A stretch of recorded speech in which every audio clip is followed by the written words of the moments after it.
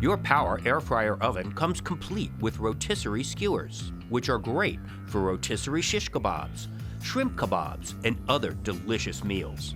Here's how you assemble them and insert them into the unit. First, take the rotisserie bar and insert it through the hole of one rotisserie wheel. Line up the tension screw with the indented dimple on the rotisserie bar and tighten. Now, take the bar and insert it through the other wheel.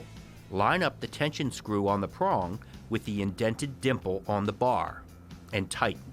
That's it. That's all you do. Now it's time to insert the skewers.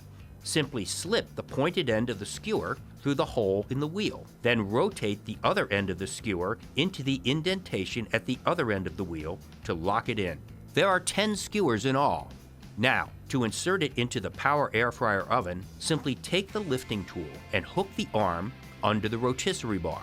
Make sure to place the blunt end of the rotisserie bar so it will be inserted into the rotisserie drive on the left side of the unit. The pointed end of the bar goes into the right side. Insert the blunt end of the rotisserie bar into the rotisserie driver on the left. Then slide the pointed side into the preset groove on the right.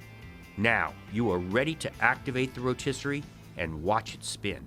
To remove the unit, simply insert the lifting tool. Hook it under the indentations on the rotisserie bar. Lift and remove. Remember, the food will be hot when cooked, so always use protective mitts or a dish towel to protect your hands. Now it's your turn to enjoy your Power AirFryer Oven.